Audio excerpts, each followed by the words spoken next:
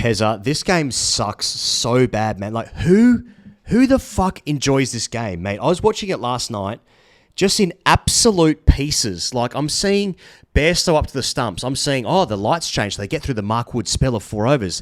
Then Anderson's bowling them. Then Broad's bowling. Then it's like, no, it's too dark. So bowl the spinners. And then every ball's an event. Mate, I'm in fucking pieces. Like, there is nothing enjoyable about this fucking sport. 2-1 Australia. Thoughts? Couldn't agree more. I had a great sleep last. I had to sleep through. Mate, what about pork pies last night? What I like to do when it gets too dark in England, I've realised what you can do is you actually get the remote control and go to the settings and actually adjust the colour saturation and the brightness and the contrast and the sharpness. These are all different categories to change the picture. And if you just toggle all of them to 100, it's bright and shiny in your eyes, and it's a really beautiful day in England. And that just helps you think, no, Marnus can actually get through this spell. So, we all have our own strategies. Yeah, exactly. This episode is brought to you by Budgy Smuggler. Use the code goodareas, all one word, goodareas at budgysmuggler.com for free shipping. Pez, give me the first of the 3 things for day 4. Listen, he goes, I want to talk about rain etiquette. Okay, a day like yesterday where, rain comes and goes, it's heavy, it's biblical, then it's nothing, is so much in the grade cricketer wheelhouse beyond anything else that cricket can offer up. It creates its own economy, its own ecosystem, its own etiquette of behaviour that I think requires exploration, possibly for 3/4 of this video. So obviously, speaking specifically about the test match last night, everyone is starting to figure out what the kind of power rankings are of weather forecasting when it comes to Manchester, vis-a-vis Manchester. You've got the Met, you've got AccuWeather, BBC, Google. Now they're your digital operations. That's where you turn for something approaching an accurate scientific reading for the everyday punter. But then you've got Linda from Corsica. You've got Joe from Marrakesh. You've got James from the Swedish Midlands, saying the rain's just stopped here. And if you actually multiply the effect of and you actually have a look at where that trough is and the front coming in from the Mediterranean or from the Irish coast, they're actually gonna get some play at 4:26 p.m. I've also got a mate called Brett. He says it always comes from over there. Well, and so and then you get into the players' side of things when it comes to rain. So I noticed yesterday that even though it was absolutely teeming down, England, who arrived well before the start of play, had their coach Brendan McCullum stride out onto the ground, getting absolutely shat on with rain with his umbrella closed. It's not that bad, boys. It's not that bad. 2-2 England. Umbrella down. Australia, in contrast, turns up 2 hours after the start of play. It's wet, Like a waste of my day, waste of my Saturday. Later on, the umpires come out for the famous inspection. I'll get to umpires in a second. David Saker's straight out there with the yellow stump striding out with the England. We're ready to go, The losing team during these times, before the umpires inspection, like 1 or 2 of them, like the captain maybe and a coach will sort of ensure they head out onto the ground with 3 or 4 layers of jumper, sweater. They ensure they have their beanie on and they have an oversized umbrella, preferably a golf umbrella from some KPMG golf day, and they'll stand right near the biggest puddle. Huddling, grimacing sincerely. Dangerous. About the danger. Yeah, like you can't actually run-ups. Like your face scrunches up into half its size. It's like, this isn't good. He's like, you guys are batting. No, I don't like it. I don't think it's good. Then the others, others will stand on balconies, gesturing to uninterested bystanders, saying it's coming from over there. And they are so it'll be no one will be listening, but it actually comes from this side. I grew up around here. Someone else will show you their radar on their phone. I've got the radar, which is just like an 8-bit splash of like bluish hue colors that jolt every 3 seconds. and is a better predictor for epilepsy than the weather. You know, just like it's just. You know, and yeah, like you would have had experience like that playing grade cricket, surely. I used to just play Tetris and just show blokes on my phone, just like, have a look at this. Look at this square. Well, I'm going to fit this. That's right. Someone else would be playing internet pornography. Have a look at this. What's that, Wigan? Yeah.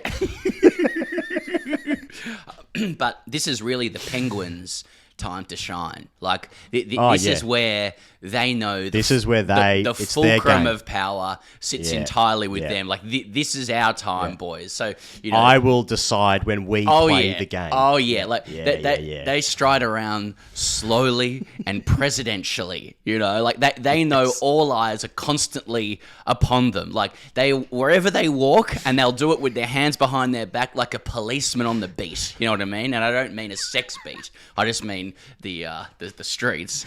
It's fucking 2-pack, all eyes on me. That's right. Just, slowly, chin out, very, very earnestly, and they know, and they're hoping for it. They're waiting to be stopped and lobbied by people who believe they're coming across like they're just having a normal conversation, depending on the state of the match. But it'll be captains, it'll be coaches, it'll be someone's dad who nobody asked, and you wonder if he is anyone's dad or he's just got out of the hospital next door and getting a bit of fresh air. Some people will say, like, is that Remy Descartes? I think, therefore I am. And then the umpire will just say, we'll have a look at 2:30. And it's like, oh, no, that's just a penguin.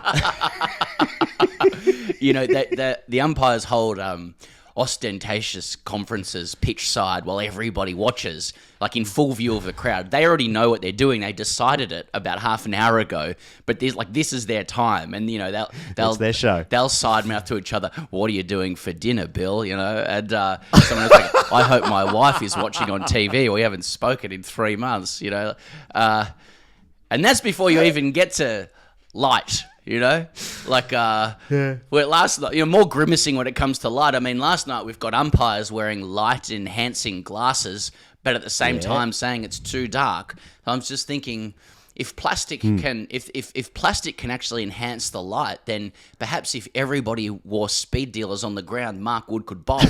You know, like, and this is just cricket. This is the Ashes on the line, the last ever Test series that will ever happen in cricket. But between the two most historic sides, and it's all going to come down to, you know, light enhancing glasses.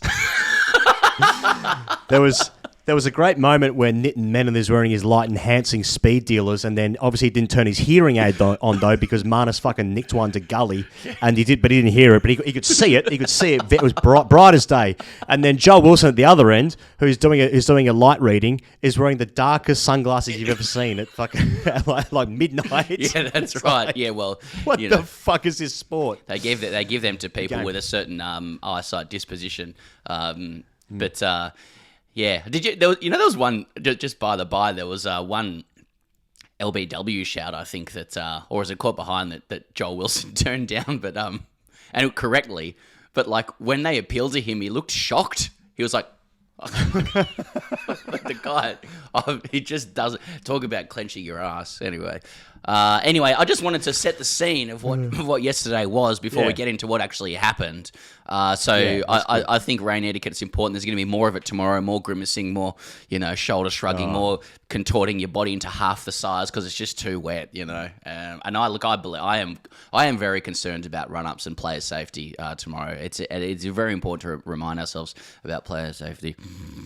Anyway, Marnus batted well. I was listening to the coverage on the radio and I was saying it's too dark. I can't see a fucking thing. It's too dark.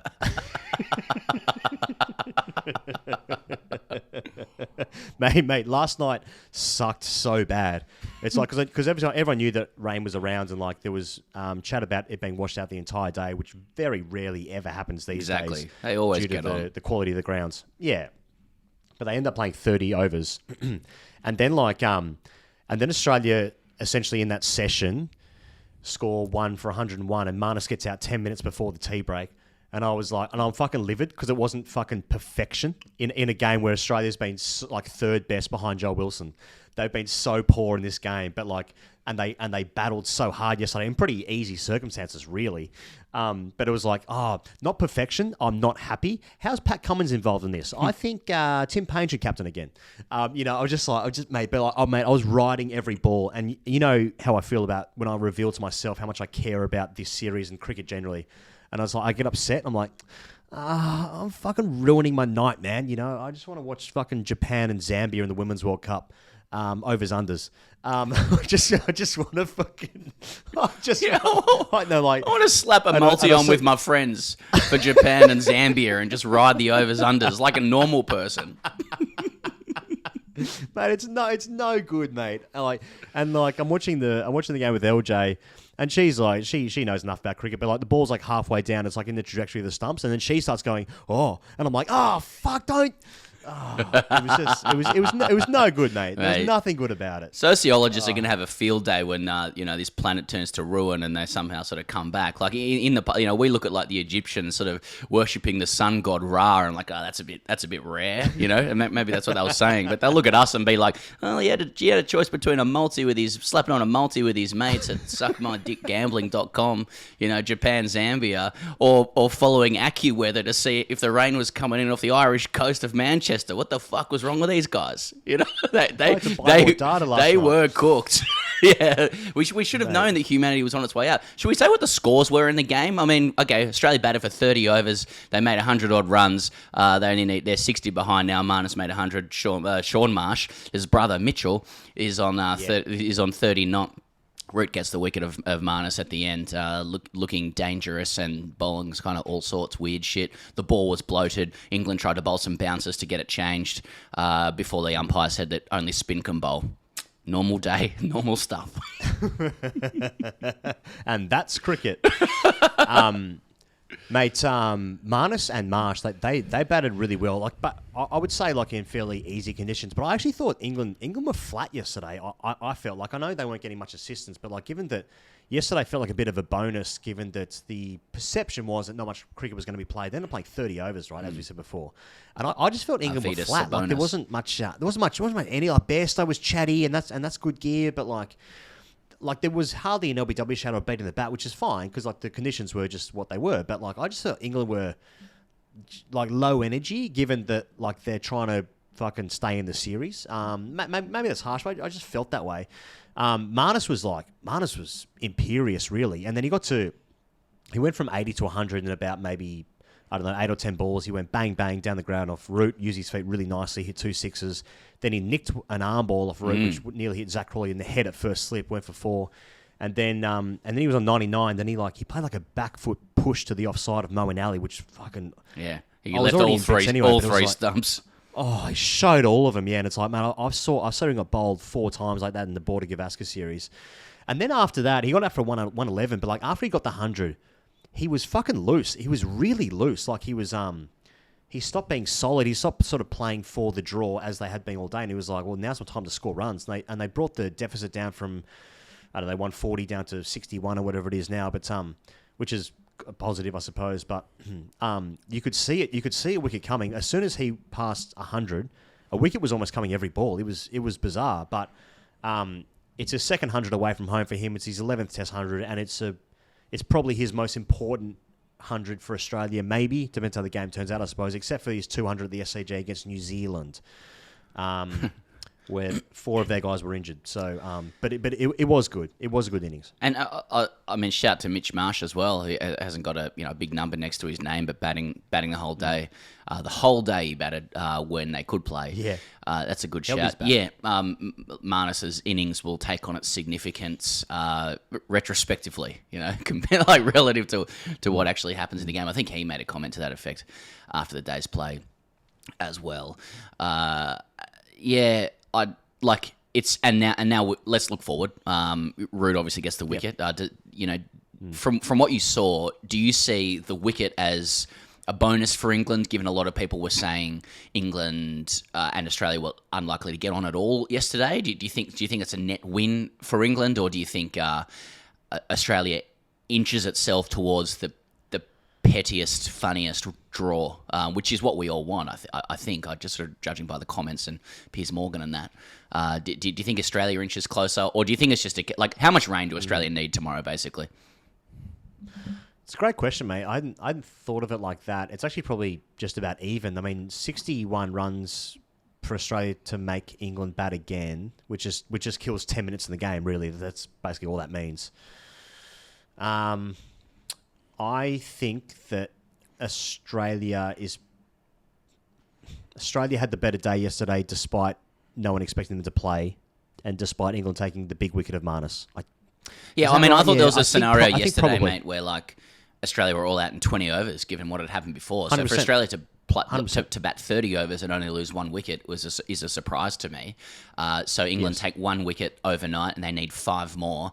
But as you have mentioned, as we've seen with Australia before, one can bring 12 with Australia. So and it can all be done in 20 minutes. I mean, I think tomorrow or tonight is possibly the arse-clenchingest night of the Ashes, which is saying something, given how pregnant with possibility is and the onset, in interruptions of weather that are available. I mean, there is conceivably a scenario where Australia 9 down is better pursuing the 10 more runs they need to make England bat again for time purposes than defending because of the time it will take out of the game to retain the earn.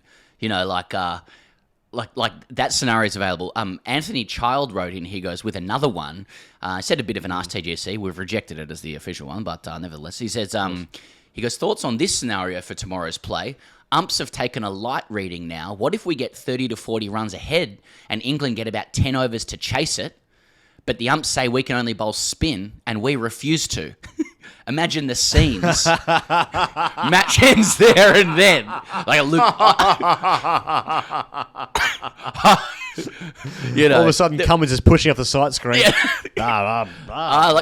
This is all we. That's our best chance. But Pat, you're going at 10s. Yeah. No, look, I just don't. I think it's appropriate. Yeah. I mean, so I think that if the series is going to take the same spirit and vibe as it has so far, and I use spirit deliberately.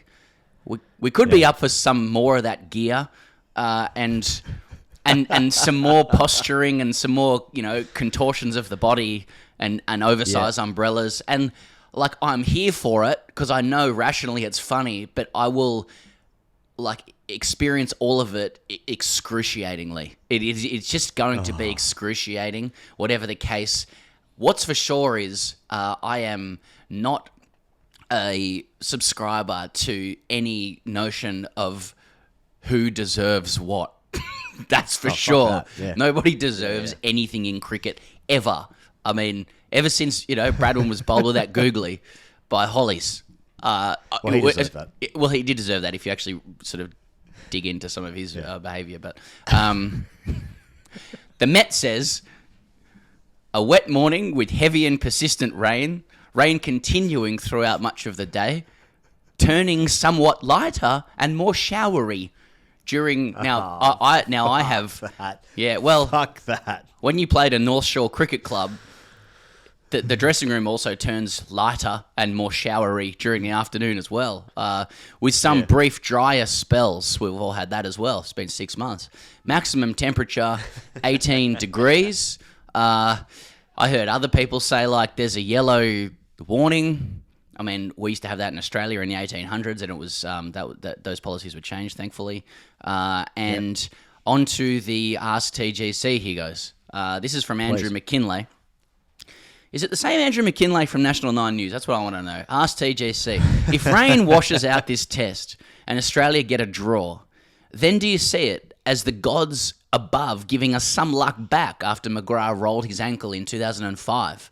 I'm not a religious man, but fuck me, I'll believe in whatever or whoever I have to so that we don't have to step back on this field. 2-1 at the Oval, which will also probably be washed out from salty English tears.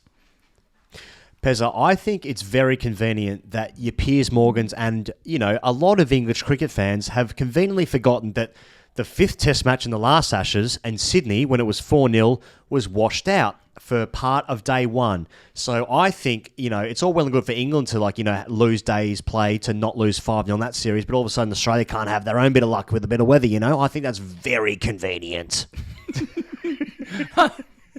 I think we're just going to adjust the narrative to whatever suits us and our own coping skills, irrespective. And good luck to everybody if the narrative works for you, is what I say. It's just someone's taken a lick in the next 24 hours. There are licks available. I hope it's not us, but it could be. Pat Cummins could get 25 to life if it doesn't rain tomorrow. Yeah, it's in the lap of the gods. Mate, the biggest stakes are for Cummins. He's going to jail in 24 hours if he doesn't get a bit of rain. Believe me. Australia's 2-1 up. He's going to jail. Oh, well. Anyway, should be bushfires this summer. Fuck me. There's fucking nothing in this. There's nothing in this for anyone. I hope your team does something. But we're going to react to it tomorrow. And it's either going to be tears. No, either way, tears. Yeah. See you tomorrow.